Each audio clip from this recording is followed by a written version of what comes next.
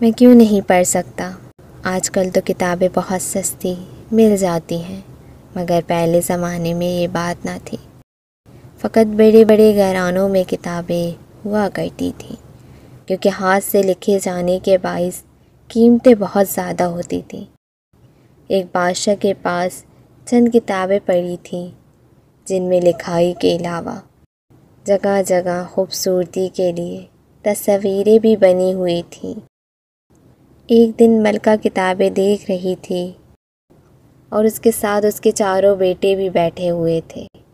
انہوں نے کہا، امی جان، یہ کتابیں ہمیں بھی دکھائیں۔ ماں نے کتابیں دکھائیں تو تین بیٹے صرف تصویروں کو دیکھ کر خوشی کے ساتھ ورق پلٹتے رہے، مگر چھوٹے لڑکے نے کہا، ان میں لکھا کیا ہے؟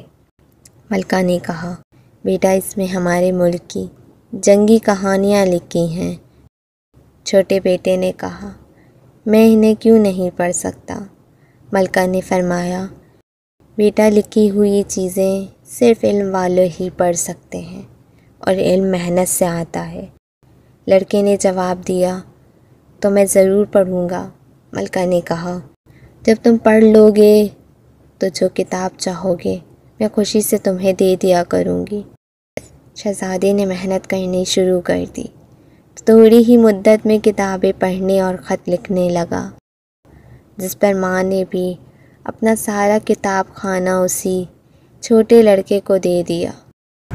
اس کہانی کا مقصد یہ ہے کہ اگر آپ محنت کریں گے تو انشاءاللہ کامیاب ہوں گے۔